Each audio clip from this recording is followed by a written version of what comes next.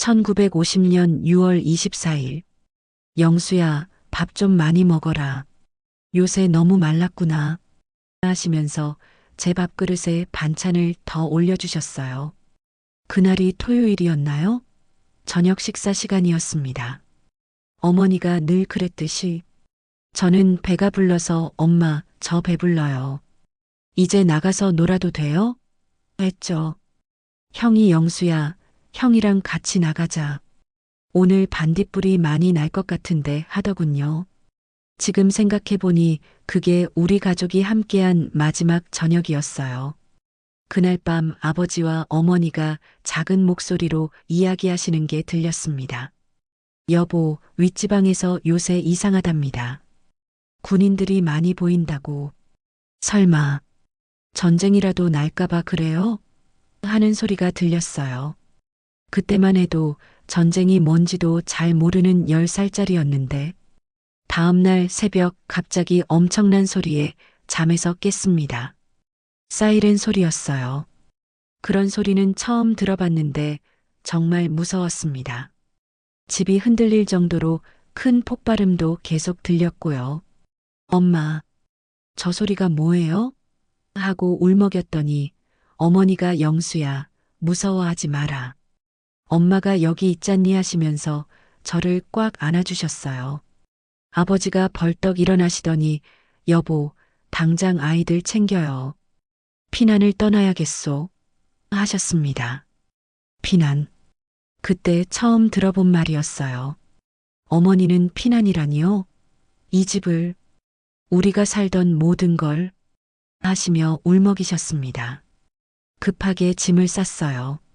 뭘 가져가야 할지도 모르겠고, 저는 엄마, 제 장난감도 가져가요? 했더니 어머니가 영수야.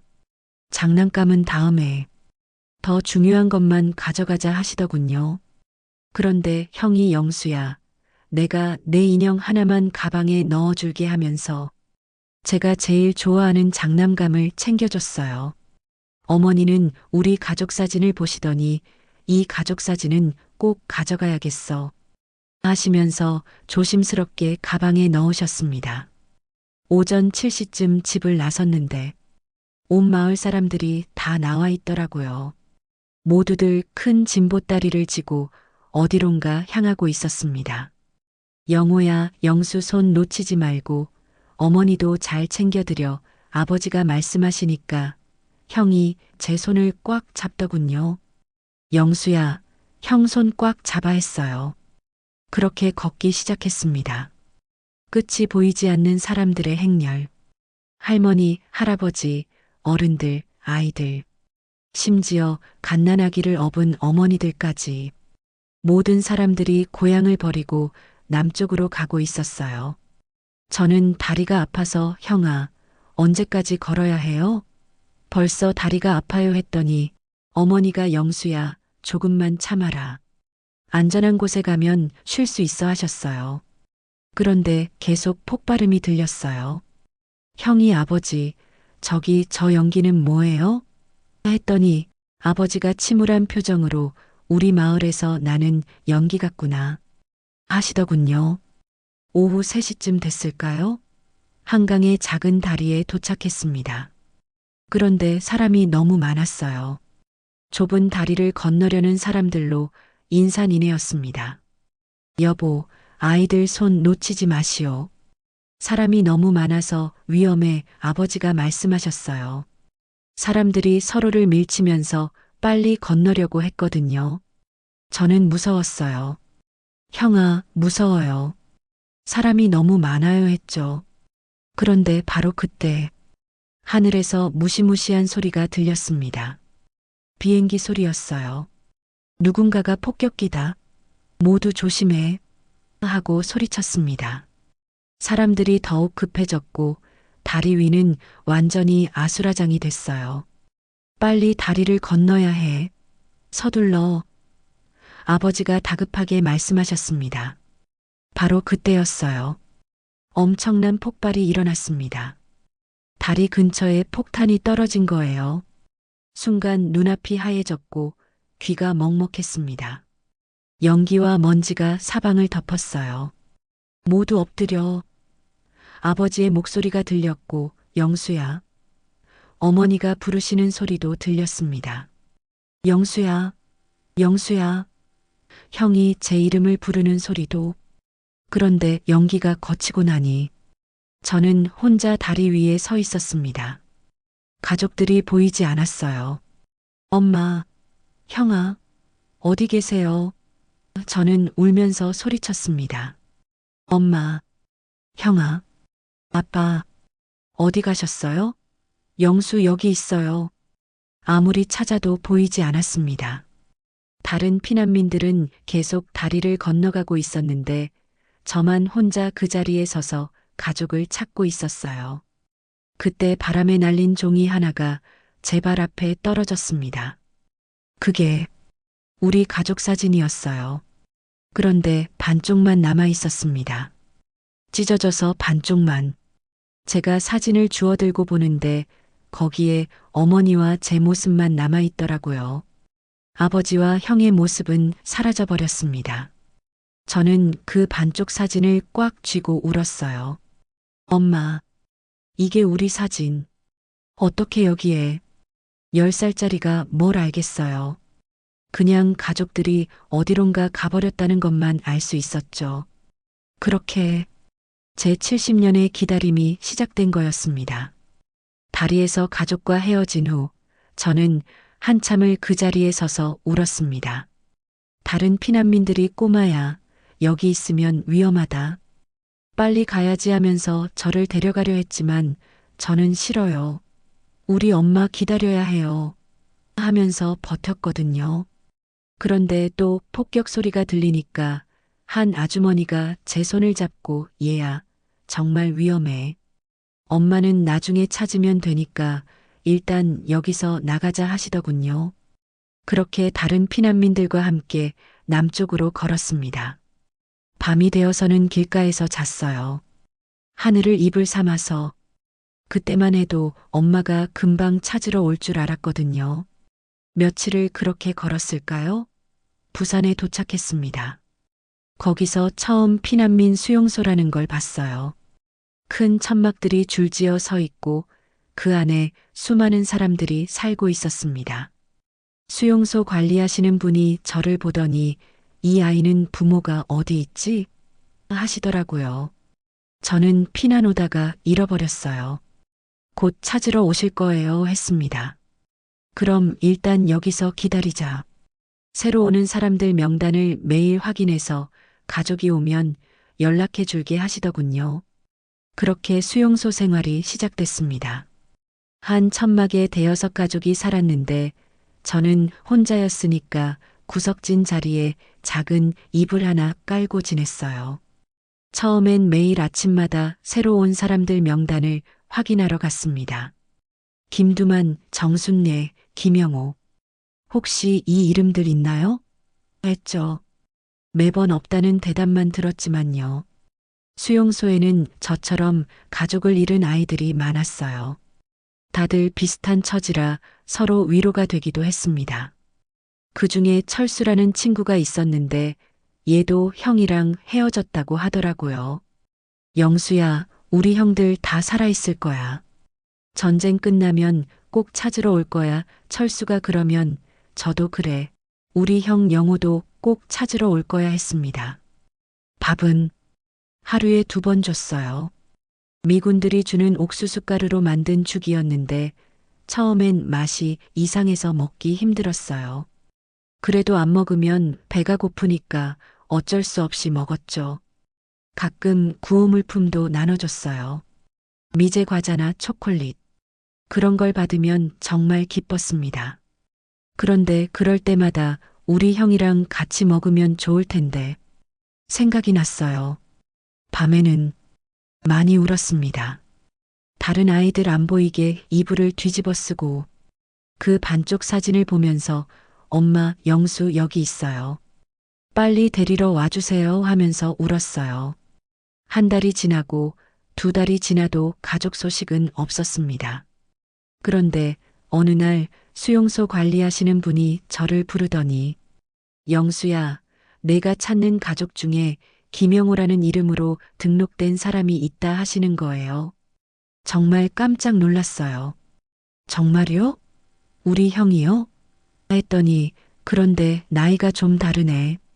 너희 형이 15살이라고 했는데 여기 등록된 사람은 25살이야 하시더라고요. 그래도 혹시나 해서 만나보기로 했습니다. 약속 장소에 가보니 다른 사람이었어요. 이름만 같고 완전히 다른 사람. 그때 얼마나 실망했는지. 그런 일이 몇 번 더 있었어요. 김영호라는 이름을 가진 사람들이 생각보다 많더라고요. 그런데 모두 다른 사람들이었죠. 6개월이 지났을 때쯤 수용소 선생님이 저를 불러서 영수야, 너도 이제 학교에 가야 한다. 여기서 계속 기다릴 수만은 없어 하시더군요. 선생님, 그런데 우리 가족이 오면 어떻게 해요? 했더니 가족이 오면 연락해 줄 테니까 걱정하지 마라.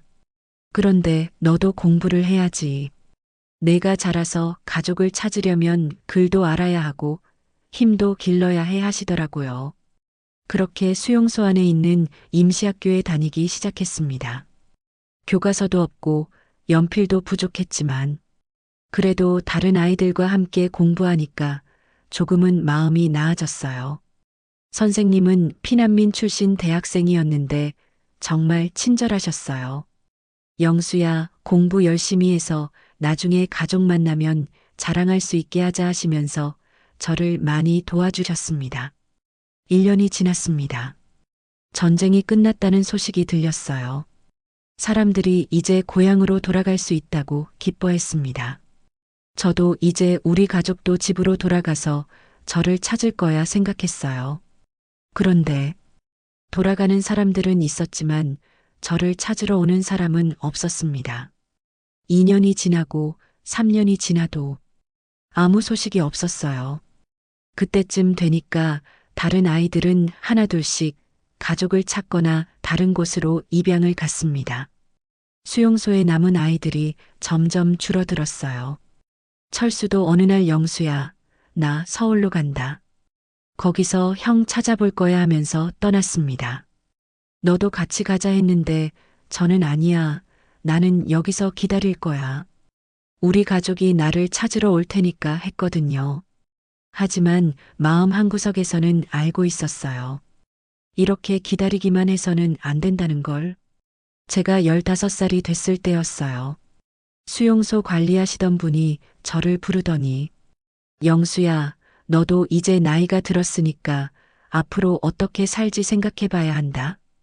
계속 여기 있을 수는 없어 하시더군요. 그럼 저는 어디로 가야 해요? 했더니 서울에 보육원이 있어. 거기서 기술도 배우고 취직도 할 수 있어. 어떻게 생각하니? 하시더라고요. 고민을 많이 했어요.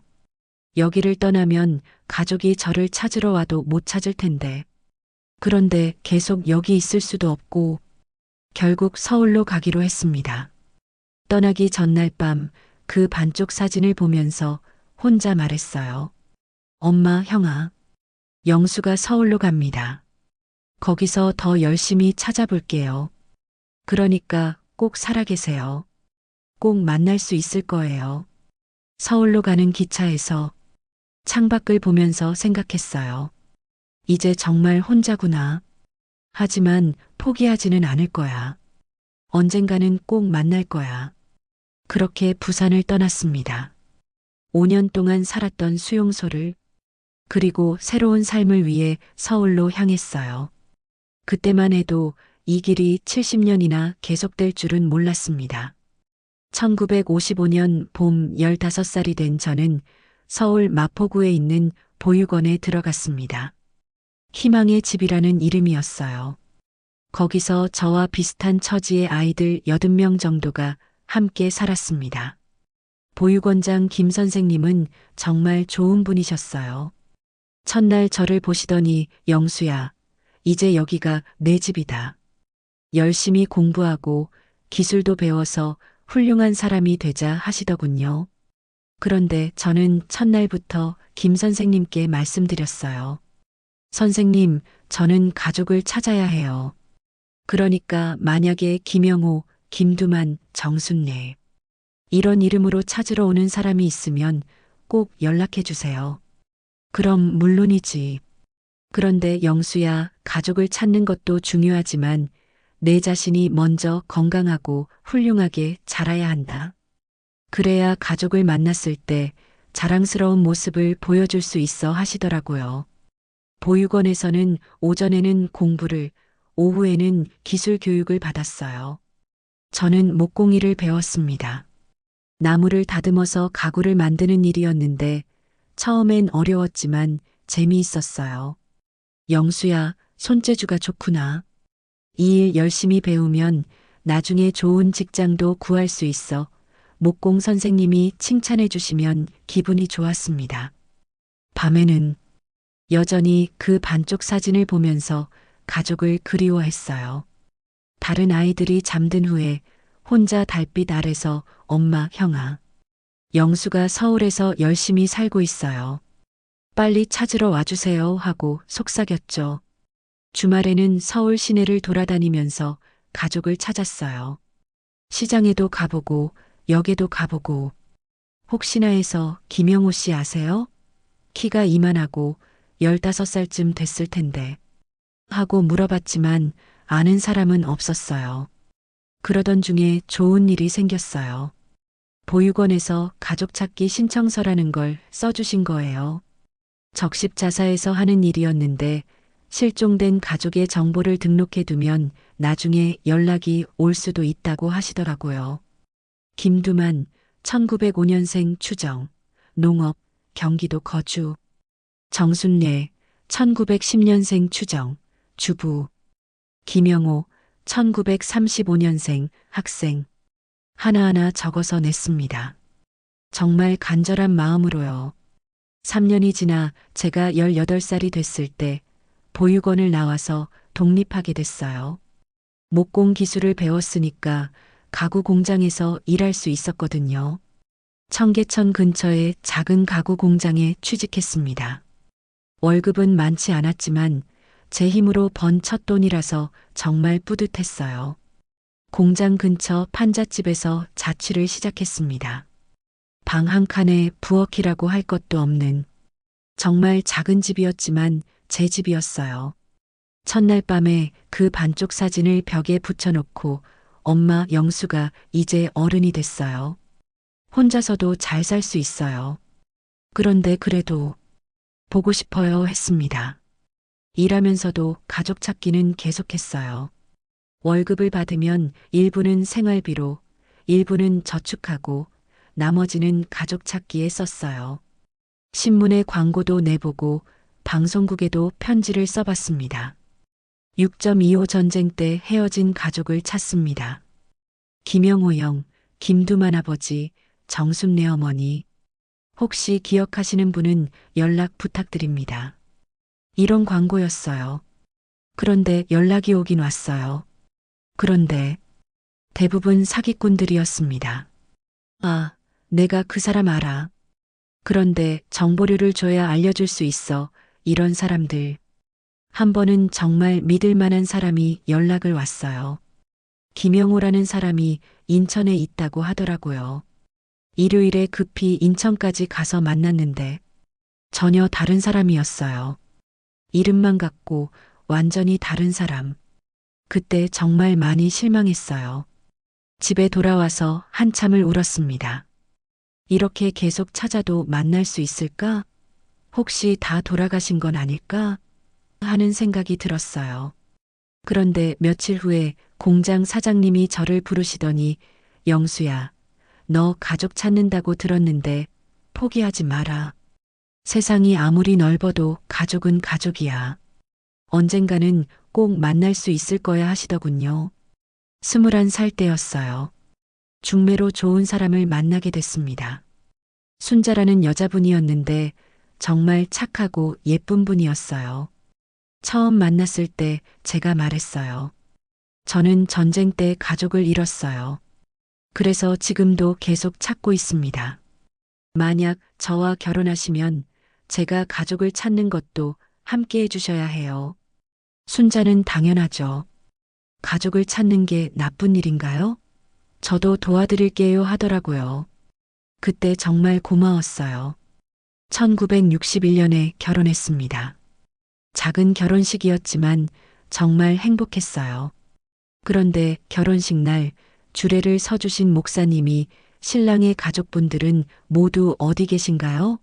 하고 물으시더라고요. 저는 목사님, 전쟁 때 헤어져서 지금 찾고 있습니다 했더니 목사님이 그렇다면 오늘 이 자리에서 다 함께 기도해 드리겠습니다. 영수 씨 가족이 하루빨리 만날 수 있도록 하시면서 기도해 주시더군요. 결혼하고 나서도 가족 찾기는 계속했어요. 아내 순자도 정말 많이 도와줬습니다. 신문 광고도 같이 보고 방송도 같이 듣고 여보, 언젠가는 꼭 만날 거예요. 포기하지 말아요 하면서 격려해 줬어요. 아이들이 태어났어요.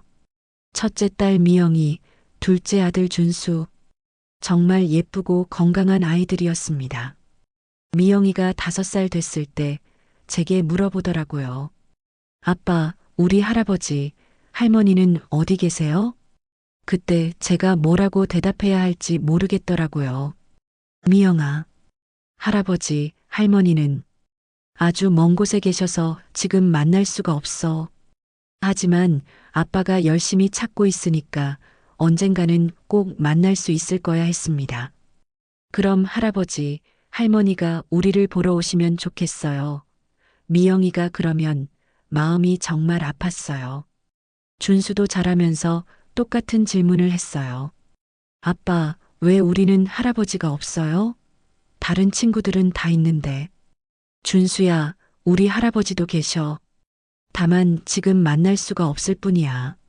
아빠가 꼭 찾아서 너희들 소개시켜 드릴게 했습니다. 그런데 마음 한구석에서는 불안했어요. 정말 살아계실까? 20년이 넘게 찾았는데도 소식이 없으면. 혹시? 하지만 그런 생각이 들 때마다 그 반쪽 사진을 봤어요. 어머니의 따뜻한 미소, 그리고 어린 제 모습. 아니야, 분명히 살아계실 거야. 어딘가에서 나를 찾고 계실 거야 하고 다시 마음을 다잡았습니다. 1970년대에는 TV도 나왔잖아요. KBS에서 하는 가족을 찾습니다. 프로그램에도 출연해 봤어요. 저는 김영수입니다. 1950년 6월 25일 한강 다리에서 가족과 헤어졌습니다. 아버지 김두만, 어머니 정순례, 형 김영호. 혹시 기억하시는 분 계시면 연락 부탁드립니다. 방송 후에 전화가 몇 통 왔어요. 그런데 다 다른 사람들이었어요. 이름이 비슷하거나 상황이 비슷하거나. 하지만 제 가족은 아니었습니다. 그래도 포기하지 않았어요. 아이들이 아빠는 정말 끈기가 좋으시네요 하면 가족이니까 그렇지. 가족은 절대 포기할 수 없는 거야 했습니다. 30년이 흘렀어요. 제가 40살이 되었을 때 문득 생각이 들더라고요. 만약 형이 살아있다면 이제 45살, 아버지는 75세, 어머니는 70세.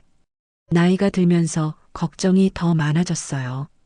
시간이 흐를수록 만날 가능성이 줄어드는 것 같아서 그래서 더 적극적으로 찾기 시작했어요.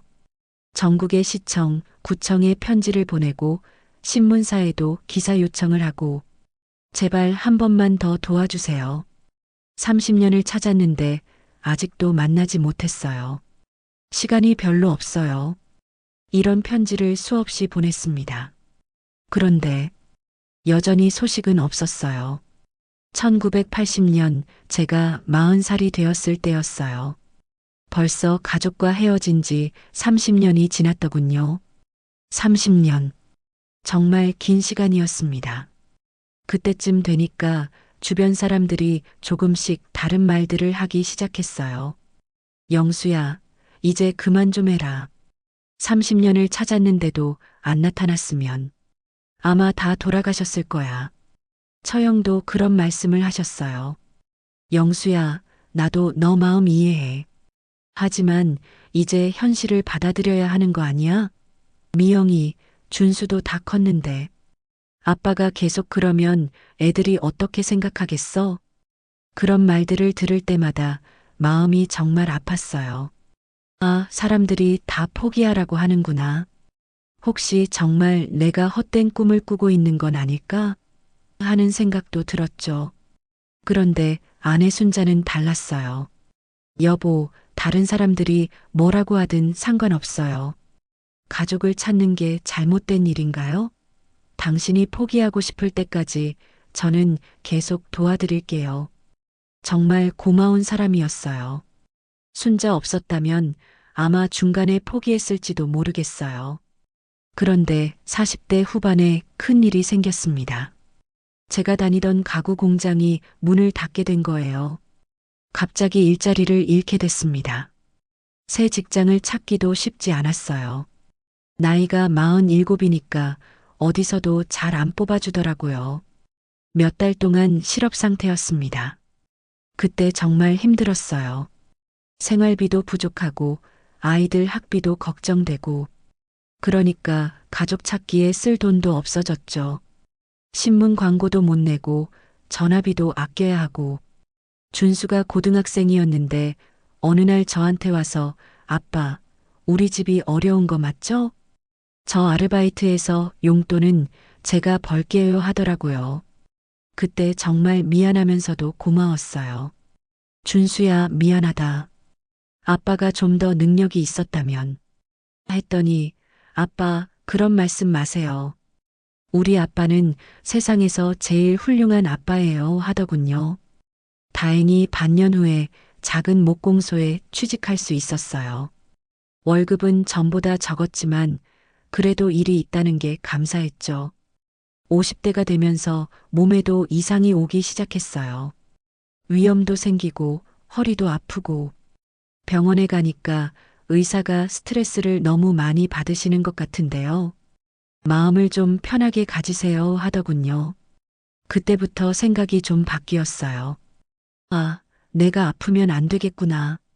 가족을 만날 때까지는 건강해야겠구나. 그래서 금연도 하고 금주도 하고 운동도 시작했어요. 여보, 나 건강하게 살아서 꼭 가족 찾을 거야. 순자한테 말했죠. 50대 중반에는 새로운 희망이 생겼어요. 인터넷이라는 게 활성화되기 시작했거든요. 처음엔 어려워서 못하겠더라고요. 그런데 준수가 아빠, 이거 배우시면 가족 찾는 데 도움이 될 거예요. 인터넷이라는 게 있어서 전국의 사람들과 연락할 수 있어요. 하더군요. 그래서 50살 넘어서 컴퓨터를 배우기 시작했어요. 문화센터에서 하는 강의도 들으러 다니고 정말 어려웠어요. 젊은 사람들은 금방 따라하는데 저는 한 번 배운 걸 자꾸 까먹고 그런데 강사 선생님이 제 사정을 듣고 나서 어르신 정말 대단하세요. 가족을 찾기 위해서 이 나이에 컴퓨터를 배우시다니. 저도 도와드릴게요 하시면서 특별히 더 신경 써주셨어요. 6개월 만에 간신히 인터넷을 쓸 수 있게 됐어요. 처음으로 가족 찾기 사이트에 글을 올렸을 때의 그 기분. 지금도 기억나요. 1950년 6.25 전쟁 때 헤어진 가족을 찾습니다. 김영우 1935년생 추정, 김두만 1905년생 추정, 정순례 1910년생 추정. 혹시 기억하시는 분 있으시면 연락 부탁드립니다. 그런데 인터넷에서는 반응이 조금 달랐어요. 댓글도 달리고 응원 메시지도 오고 할아버지 꼭 찾으시길 바랍니다. 저도 비슷한 경험이 있어서 마음이 아픕니다. 이런 글들을 보면서 위로가 많이 됐어요. 어떤 분은 저희 할아버지도 전쟁 때 가족을 잃으셨는데 끝까지 못 찾으시고 돌아가셨어요. 할아버지께서라도 꼭 찾으시길. 이런 글을 써주시기도 하고요. 그런데 인터넷에서도 가짜 정보가 많았어요.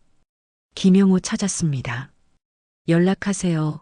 이런 메시지가 오면 정말 가슴이 뛰었는데 만나보면 다른 사람이거나 아예 사기꾼인 경우가 많았어요. 한 번은 부산에서 연락이 왔어요. 김영우라는 분이 여기 계신데 15살 때 동생 잃어버렸다고 하세요. 그 말을 듣고 너무 기뻐서 당장 부산까지 갔어요. KTX 표 끊고 하루 휴가 내고 정말 설레는 마음으로 갔는데 만나보니 전혀 다른 사람이었어요. 나이도 다르고 고향도 다르고 그때 부산역에서 혼자 앉아서 울었어요. 왜 이렇게 힘든 걸까? 정말 만날 수 있는 걸까? 하면서 집에 돌아와서 순자한테 여보, 오늘도 다른 사람이었어. 나 정말 바보 같은 걸까? 했더니 당신은 바보가 아니라 대단한 사람이에요. 수십 년을 찾아도 포기 안 하는 사람이 세상에 몇이나 되겠어요? 하더라고요. 제 나이가 55세가 되던 해에 아버지가 돌아가셨다면 80세가 넘으셨을 텐데 정말 오래 사셨어도 그 나이면 돌아가셨을 거라는 생각이 들었어요. 그래도 형이나 어머니는 살아계실 수도 있을 거라고 생각했죠. 그런데 걱정이 하나 더 생겼어요. 미영이가 결혼을 하게 됐는데 예비 사위가 장인어른, 혹시 댁, 가족사에 문제가 있는 건 아니죠? 하고 물어보더라고요. 미영이가 속상해하면서 아빠, 오빠가 그러는데 아빠 때문에 결혼이 힘들어질 수도 있다고 하는 거예요. 그때 정말 마음이 아팠어요. 내가 가족을 찾는 게 아이들에게까지 피해를 주는 건가. 그래서 미영이한테 말했어요. 미영아, 아빠가 미안하다. 만약에 내가 가족 찾는 게 내 결혼에 방해가 된다면. 아빠, 그런 말씀 마세요. 그 사람이 이상한 거예요. 가족 찾는 게 뭐가 나빠요? 미영이가 울면서 그러더라고요. 다행히 예비 사위도 나중에는 이해해줬어요. 제가 직접 만나서 설명했거든요. 사위야, 나는 가족을 포기할 수 없어. 하지만 미영이를 사랑하는 마음도 진짜야. 내가 미영이를 행복하게 해준다면 나는 고마울 뿐이야. 미영이 결혼식 때도 또 가족석이 비어 있더라고요. 30년 전 제 결혼식 때와 똑같이. 아, 언제까지 이럴까 생각하니까 마음이 아팠어요. 그런데 미영이가 신부 대기실에서 저한테 와서 아빠, 오늘 할아버지, 할머니, 삼촌이 못 오셔서 아쉬워요. 하지만 분명히 하늘에서 보고 계실 거예요 하더군요. 미영아, 그때 정말 울컥했어요. 60대에 들어서면서는 주변에서 이제 정말 그만해라는 소리를 더 많이 들었어요. 심지어 순자도 여보, 우리도 이제 나이가 들었는데 너무 무리하지 마세요 하기도 했고요. 그런데 저는 못 그만두겠더라고요. 60년을 찾았는데 10년만 더 찾으면 70년. 그럼 정말 평생 찾은 거잖아요. 거기서 포기하면 너무 억울할 것 같았어요. 그래서 계속 찾았어요. 인터넷도 더 잘 쓸 수 있게 되고 전국 방방곡곡에 편지도 보내고 어떤 날은 꿈을 꿨어요. 형이 나와서 영수야, 형 여기 있다. 왜 이제야 찾으러 왔니? 하는 꿈. 꿈에서 깨고 나면 정말 슬펐어요.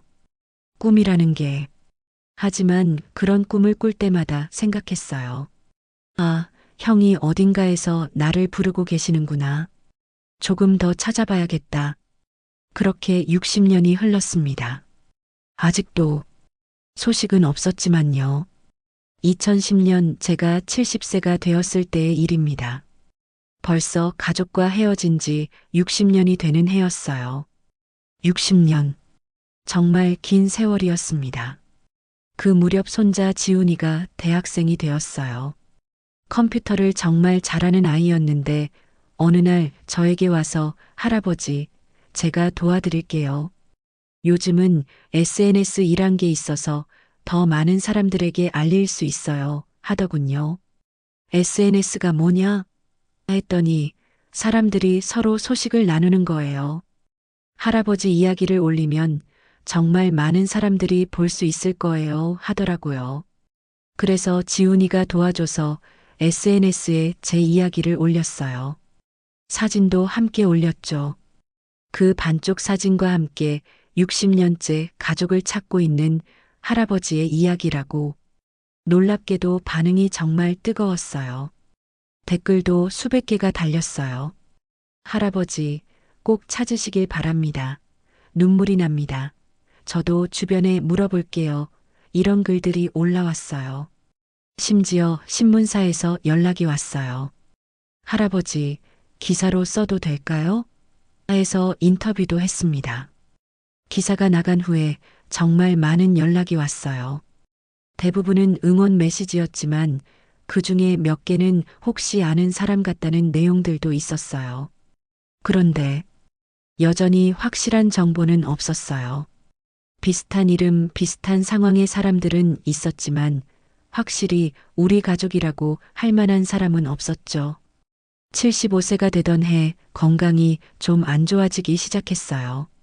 당뇨도 생기고 혈압도 높아지고 병원에서 할아버지, 이제 좀 무리하지 마시고 건강 관리에 신경 쓰세요 하더군요.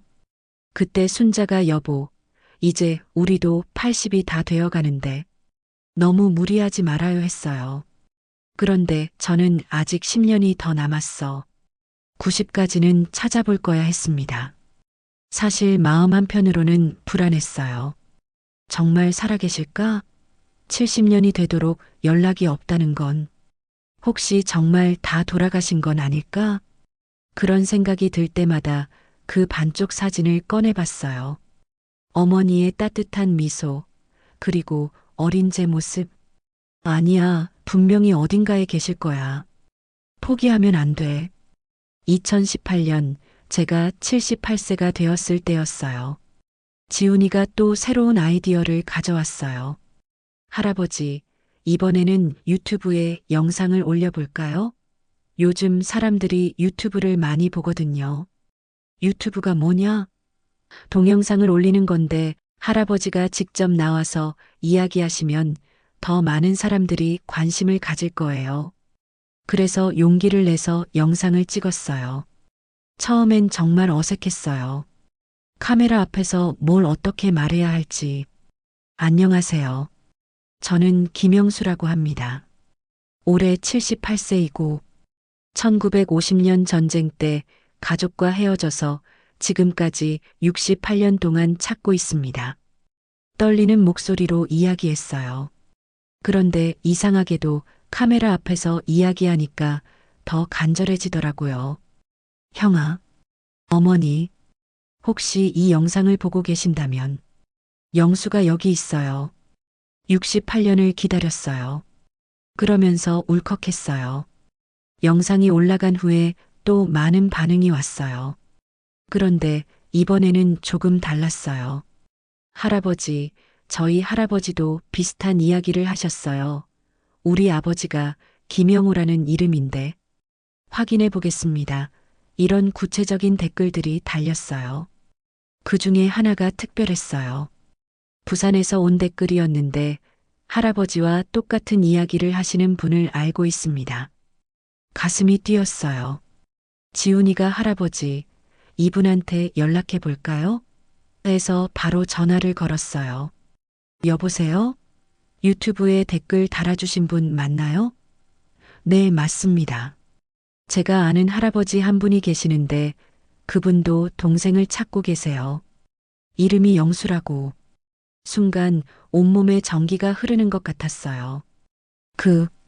그분 성함이 어떻게 되시나요? 김영호라고 하십니다. 정말요? 몇 살이신지? 올해 83세이십니다. 계산해 보니까 맞았어요. 형이 15살이었으니까 지금 83세. 나이가 정확히 맞았어요. 그분이 어디 계시는지 알 수 있을까요? 부산 해운대구에 계시는데. 그런데 실례지만 정말 가족이신지 확인을 좀 해봐야 할 것 같아서요. 그분이 영호 형님께 전화를 해보겠다고 하시더라고요. 그리고 몇 시간 후에 다시 연락이 왔어요. 할아버지, 그분이 정말 놀라시네요. 동생 이름이 영수라고 하시고 1950년 한강 다리에서 헤어졌다고 하세요. 그 말을 듣는 순간 정말 온 세상이 돌아가는 것 같았어요. 68년, 68년 만에 드디어 지금 당장 만날 수 있을까요? 제가 다급하게 물었어요. 할아버지, 그런데 그분도 많이 흥분하고 계셔서 일단 전화로 먼저 통화해 보시겠어요? 그래서 전화번호를 받았어요. 손이 떨려서 번호를 누르기도 힘들었어요. 지훈이가 대신 눌러줬죠.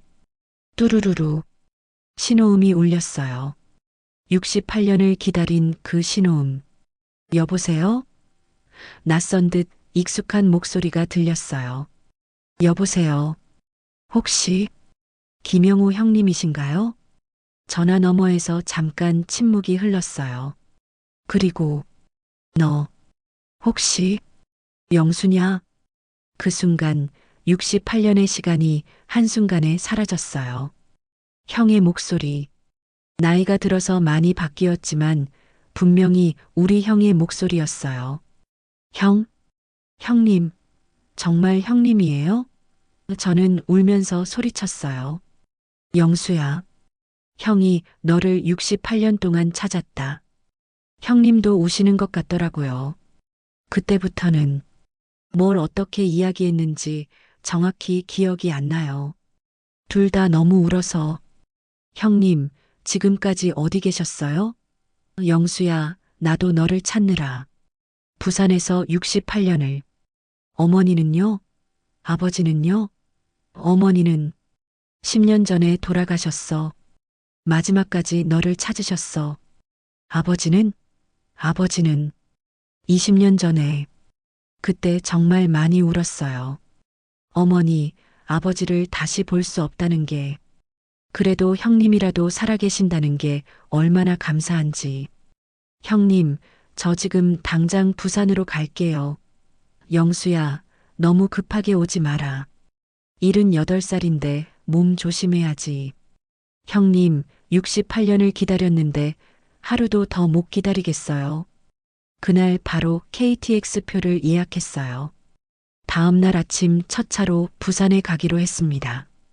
그날 밤은 한잠도 못 잤어요. 정말 꿈 같았어요. 68년 만에, 정말 68년 만에 형님을 찾았다니. 순자도 여보, 정말 기적이네요. 이렇게 될 줄 꿈에도 몰랐어요 하면서 같이 울었어요. 지훈이는 할아버지, 정말 대단해요. 포기하지 않으셨으니까 이런 기적이 일어난 거예요 하더군요. 그 반쪽 사진을 다시 꺼내서 봤어요. 엄마, 이제 형님 만나러 가요. 68년 만에. 다음 날, 드디어 부산으로 떠나는 날이었습니다. 새벽 5시에 일어나서 KTX를 타고 부산으로 향했습니다. 지훈이와 순자도 함께 갔어요. 할아버지 혼자 가시면 안 돼요. 너무 큰일인데. 순자가 그러더라고요. 기차 안에서도 마음이 계속 떨렸어요. 정말 우리 형님이 맞을까? 68년이나 지났으니까 많이 변하셨을 텐데. 알아볼 수 있을까?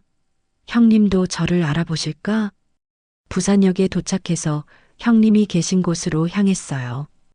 해운대구의 작은 아파트였는데 가는 길에 가슴이 터질 것 같았어요. 아파트 앞에 도착했을 때 한 할아버지가 지팡이를 짚고 서 계시더라고요. 등이 좀 굽으셨고 머리는 하얗게 새셨지만 그 뒷모습만 봐도 알 수 있었어요. 형님, 제가 떨리는 목소리로 불렀어요. 그분이 천천히 돌아보시더니 저를 보시고는 한참을 말씀을 못 하시더라고요. 그러다가 영수야, 정말 너냐? 하시면서 눈물을 흘리셨어요. 저도 형님, 하고 달려가서 형님을 꽉 안았어요. 68년 만에, 정말 68년 만에 형님 품에 안겼습니다. 둘 다 한참을 울었어요. 아무 말도 하지 못하고 그냥 울기만 했어요. 지나가던 사람들이 뭔 일인가 하고 쳐다봤지만 우리는 신경 쓸 겨를이 없었어요. 형님, 정말 형님이에요? 영수야. 형이 너를 68년 동안 찾았다. 형님, 미안해요. 제가 형님 손을 놓쳤어요. 바보야, 내 잘못이 아니야. 전쟁이 우리를 갈라놓은 거지. 형님 집에 들어가서 본격적으로 이야기를 나눴어요. 형님께서 차를 끓여주시면서 영수야, 너 그동안 어떻게 살았니? 하시더라고요. 저는 제 68년의 이야기를 했어요. 부산에서의 5년, 서울에서의 생활, 결혼, 자녀들, 그리고 68년 동안 형님을 찾아다닌 이야기. 형님이 영수야, 너 정말 고생 많았구나. 형이 너를 지켜주지 못해서 미안하다 하시면서 또 우셨어요. 그래서 제가 형님은 어떻게 지내셨어요? 했더니 형님의 이야기를 들려주시더라고요. 영수야, 형도 너만큼 힘들었어. 그날 폭격이 있었을 때 형은 다리 건너편으로 밀려갔어. 연기가 거치고 나서 너를 찾으려고 했는데 사람들이 위험하다, 빨리 피하자 해서 어쩔 수 없이 따라갔지. 그 후로 매일 그 다리 근처로 갔어. 혹시 내가 돌아올까봐. 한 달, 두 달, 반년을 기다렸는데 너는 오지 않더라. 형도 결국 부산까지 내려왔어. 거기서 너를 기다렸지. 피난민 수용소마다 다 찾아다녔어. 김영수, 10살, 우리 동생 못 봤나요? 하면서 어머니, 아버지 소식도 없고 너도 찾을 수 없고 정말 절망적이었어. 한때는 다 죽은 건 아닐까? 생각도 했지. 그래도 포기할 수 없었어. 너희들이 살아있을 거라는 희망 하나만으로 버텼지. 부산에서 막노동도 하고 공장에서도 일하고 그렇게 살면서도 틈만 나면 너희들을 찾았어. 30살에 결혼했어. 아내 순옥이도 전쟁 때 가족을 잃은 사람이었거든. 서로 의지하며 살았지. 아이들도 낳았어. 딸 하나, 아들 하나. 그런데 아이들한테 이야기할 때마다 마음이 아팠어.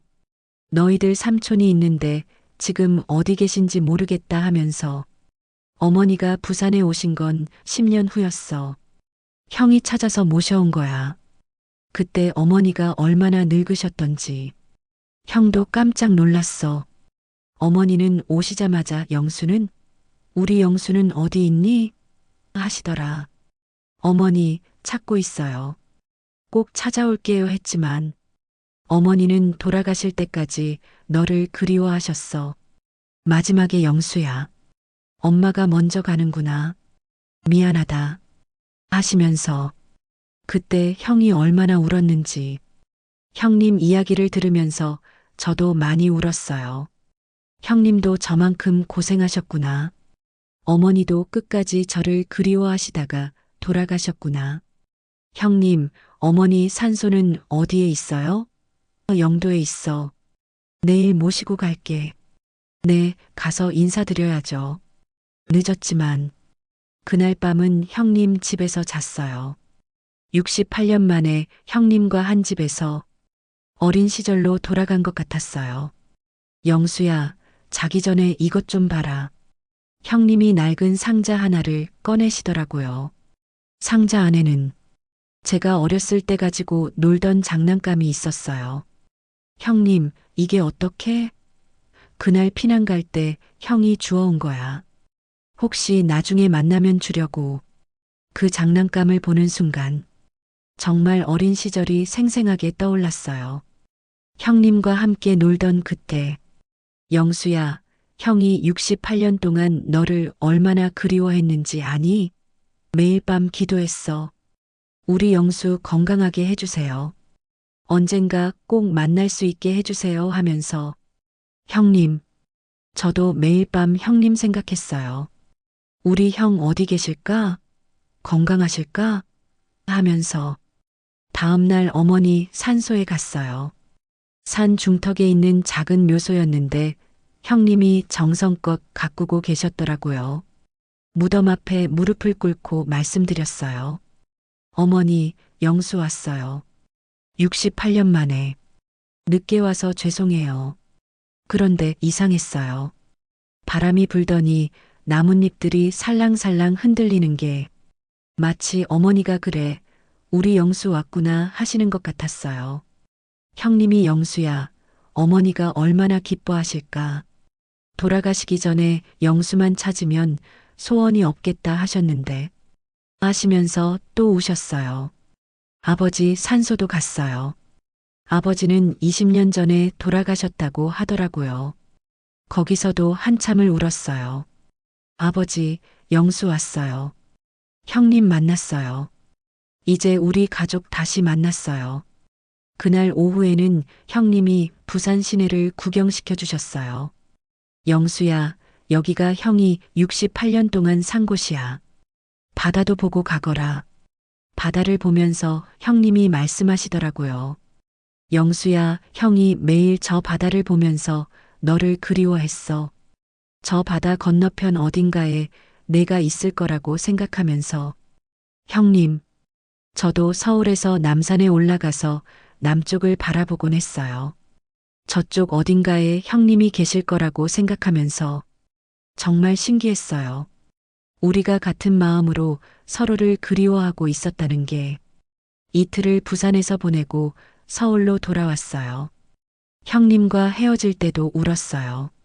영수야, 자주 연락하자. 이제 다시는 잃어버리면 안 돼. 네, 형님. 자주 전화드릴게요.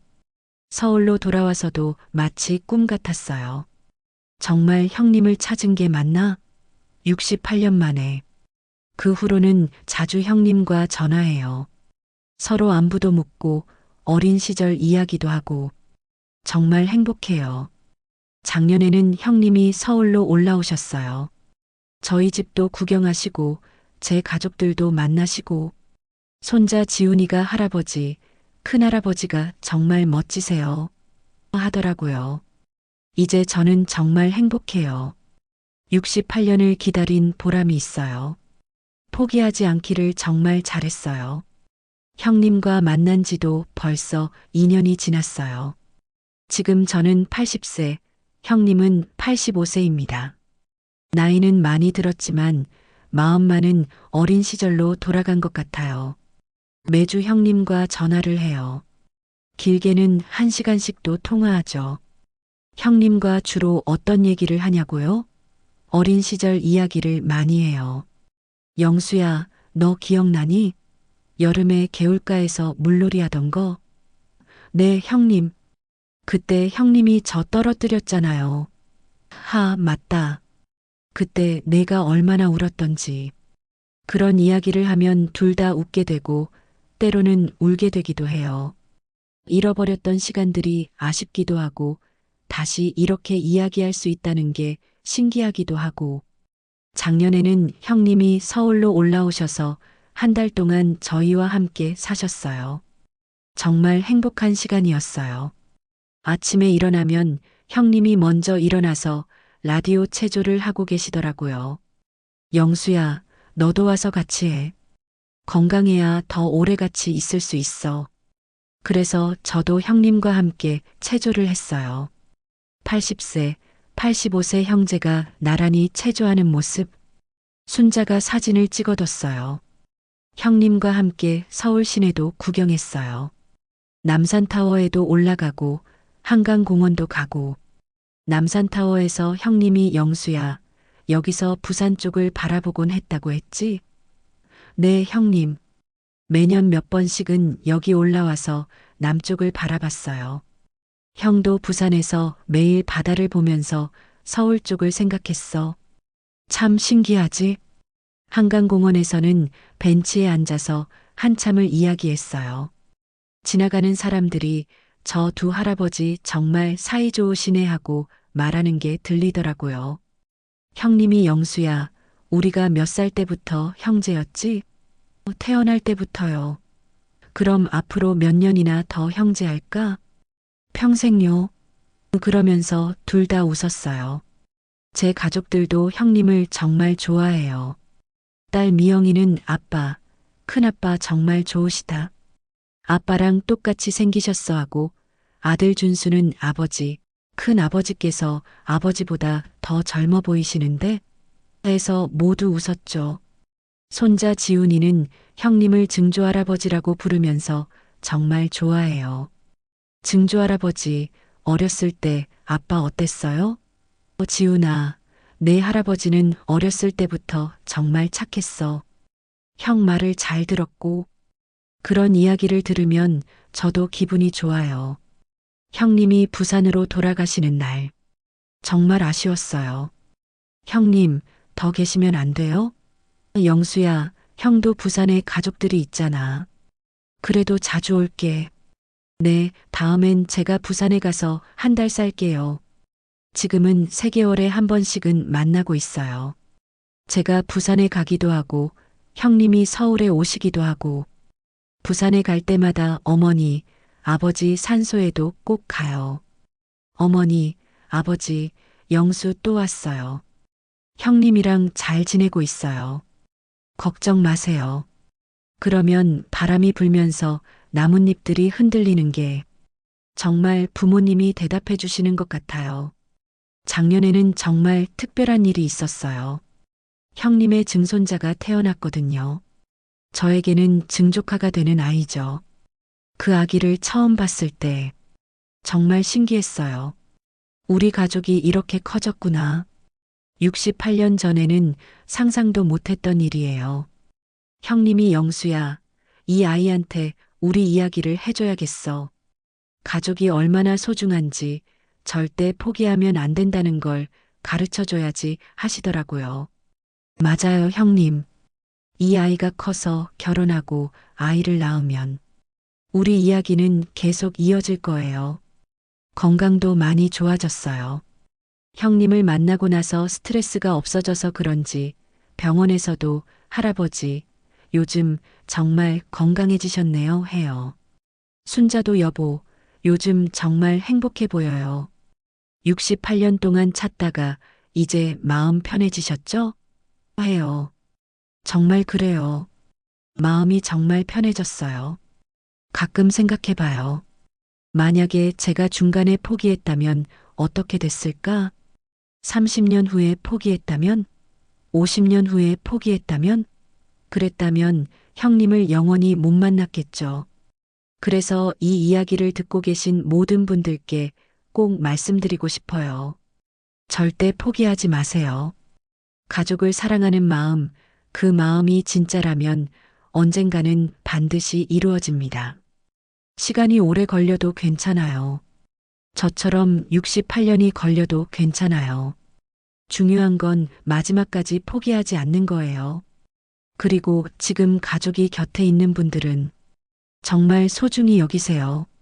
저는 68년을 기다려야 형님을 만날 수 있었지만 여러분은 지금 당장 가족에게 사랑한다 말할 수 있잖아요.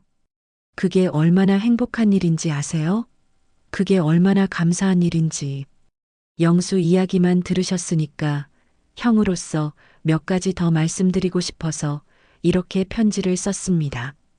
68년 전 그날, 저도 정말 절망적이었어요. 한순간에 가족을 모두 잃었으니까요. 15살이었던 제가 뭘 할 수 있었겠어요. 그런데 포기할 수 없었던 건 동생에 대한 책임감 때문이었어요. 내가 형인데 영수를 꼭 찾아야 한다. 그게 형의 의무다. 그런 생각으로 68년을 살았어요. 부산에서 혼자 살면서 정말 외로웠어요. 아내 순옥이를 만나고 아이들을 낳고 키우면서도 항상 마음 한구석이 비어 있었어요. 아이들한테 삼촌 이야기를 해줄 때마다 아빠, 삼촌은 언제 만날 수 있어요? 하고 물어보면 정말 대답하기 힘들었어요. 곧 만날 수 있을 거야 했지만 속으로는 정말 만날 수 있을까? 의심도 들었거든요. 그래도 완전히 포기하지는 못했어요.